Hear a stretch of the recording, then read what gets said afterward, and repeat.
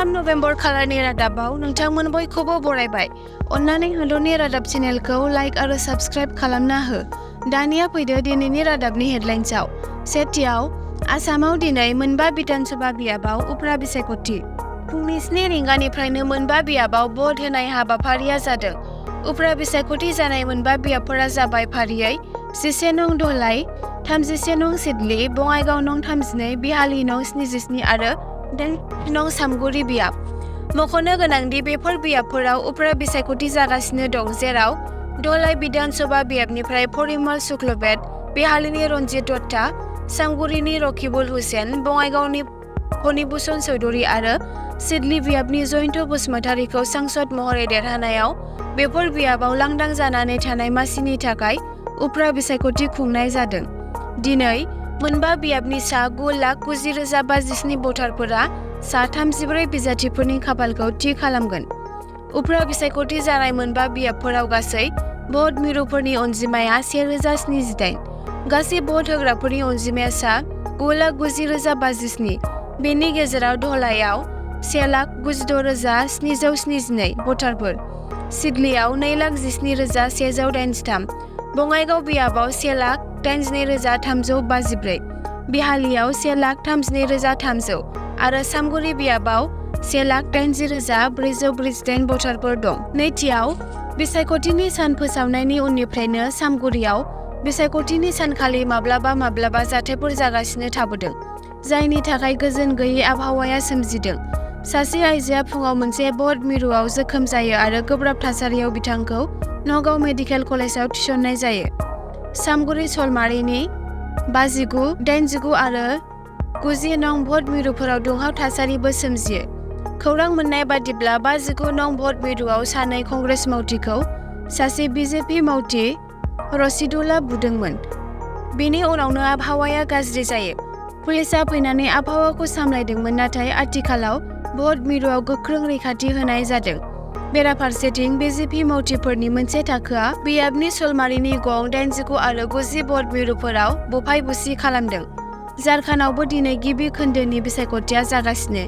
बिसायख'थिनि गेजेराव झारखन्डआवबो मोनसे जाथाय जायो। बेनि जाथाया झारखन्डनि मोनसे भट मिरुआव जादोंमोन, जेराव सासे CRPF जवानखौ गुलि गावनाय जादों। जवानखौ गोख्रोङै देहा फाहामसालियाव दैथायहरनाय जायो। फाहामथायनि थाखाय बे जाथाया झारखन्डनि लातेहार भट मिरुआव जादोंमोन। थामथियाव, उफ्रा बिसायख'थिनि भट होनायनि सानसे सिगां मंगलबारनि मोनायाव नगावआव रकिबुल हुसेननि न'आव दुथांफोरा गाग्लोबहैदोंमोन। रकिबुल हुसेना होनाय अजदनि बायदिब्ला हाथियारजों लोगोसे मोनसे हानजाया MP नि न'आव गाज्रि रावजों गाग्लोबदों। जाथायखौ नोजोर होनानै MPआ न'आव सदर पुलिस थानायाव थांनानै गासिबो जाथायखौ लानानै FIR थिसनो। थांनाय हरनि जाथाया केमेरायाव CCTV सेबखांजादोंमोन। MPआ गासिबो जाथायनि CCTV फुटेजखौ पुलिसनो गथायना होयो। ब्रैथियाव, पुलिसफोरनि सांग्रां थानायनि जाहोनाव गलाघाट जिल्लायाव मोनसे गिख्रंथाव जाथाय जानायनिफ्राय रैखा मोननो हादों। मंगलबारनि मोनाबिलियाव पुलिसआ डिमापुरनिफ्राय गलाघाटनि रंगाजान ट'ल गेटनि खाथियाव गलाघाट फारसे मोनसे गोथां IED जब्द खालामो। जेब्ला आदिबासि उदखारि हानजा अफ्लानि सानै सोद्रोमाया डिमापुरनिफ्राय गलाघाटथिं लाबोगासिनो दंमोन।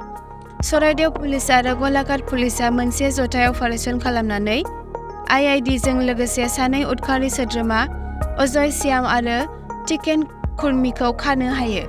आरो बिनि उनाव गलाघाट पुलिसनि मोनसे गिदिर हानजाया हराव मेरापानीनि मिलनपुराव आफ्ला सोद्रोमा टिकेन खुर्मीनि न'आव सिग्रोमनानै गंसे बेरेल राइफलजों लोगोसे रौनिया हानजानि खसाब बोखांनोबो हायो।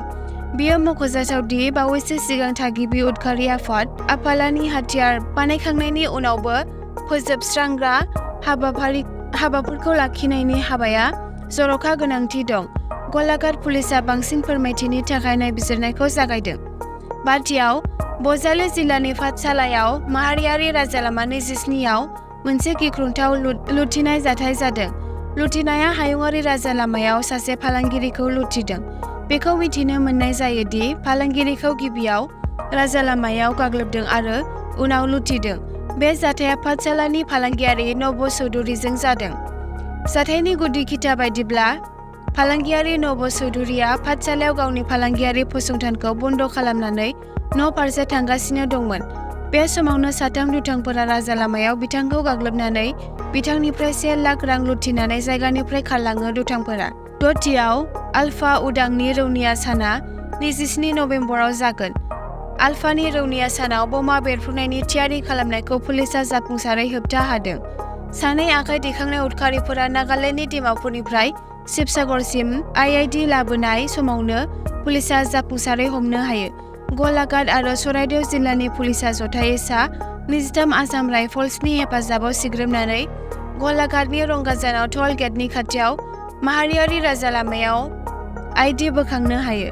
नागालेन्डनि डिमापुरनिफ्राय शिबसागरसिम गंसे अट'रिक्सा नम्बर AS05C 5734 जों लाबोबाय थानाय समावनो आईईडीजों लोगोसे सानै आखाइ दैखांनाय उदखारिफोरखौ खानाय जादों। आखाइ दैखांनाय सानै अनला सोद्रोमाफोरा जाबाय मेरापानी सतुपानी, मिलनपुरनि अजय श्याम आरो सांकटि मेरापानीनि टिकेन कुर्मी। गलाघाट जिल्लानि पुलिस सामलायगिरि राजेन सिंह आरो चराइदेव जिल्लानि पुलिस सामलायगिरि हिरण्य कुमार बर्मनआ बुंदोंमोन दि 27 नबेम्बर खालि आलफानि रौनिया सानाव बेरफ्रुनायनि बिथांखि लानो थाखाय सानै आखाइ दैखांनाय अनला सोद्रोमाफोरा बेरफ्रुहोग्राफोरखौ नागालेन्डनिफ्राय लाबोगासिनो दंमोन। 7थिआव क'क्राझार जिल्लानि बिसमुरि सनापुराव मोनसे लामानि गिख्रंथाव जाब्रबथाय जायो। बे जाब्रबथायाव क'क्राझारनि खौरां बुथुमगिरिफोरनि गारिआ बिसमुरिनि सनापुराव गंसे दालांनि सिरियाव सौग्रावनाय जादोंमोन। बे जाब्रबथायाव सा 5 खौरांगिरिफोरा जोखोम जादों। क'क्राझारनि जारबारि गोजौ फरायसालियाव जानाय मोनसे हाबाफारियाव खौरां बुथुमनानै क'क्राझार सहर फारसे गारिजों थांफिननाय समाव बिसमुरिनि सनापुराव गंसे दालांनि सिरियाव सौग्रावहैयो। बे जाथायाव गारिनि सिगां सिटआव जिरायनाय क'क्राझारनिफ्राय दैनिक असम खौरां बिलाइनि गागि खौरांगिरि अशक बर्मनआ गोब्राबै जोखोम जायो। बे जाथायावनो क'क्राझारनि खौरांगिरिफोर फारियै निउज 18 खौरां बिजोंनि खौरांगिरि सुरज बसुमतारी, प्रतिदिन टाइमनि केमेरामेन प्रणब मुसाहारि, गेवलांसार नार्जारि आरो राइजिं बड'लेण्डनि खौरांगिरि डेभिड बसुमतारीआबो जोखोम जायो। एसेनोसै दिनैनि हादरनि रादाबाव। भिडिअखौ जोबजासिम नायनायनि थाखाय हामबायसै। अन्नानै हादरनि रादाब चेनेलखौ साबस्क्राइब आरो नटिफिकेशन बेलखौ अन खालामनानै ला हादरनि रादाबनिफ्राय नटिफिकेशनखौ मोननो थाखाय।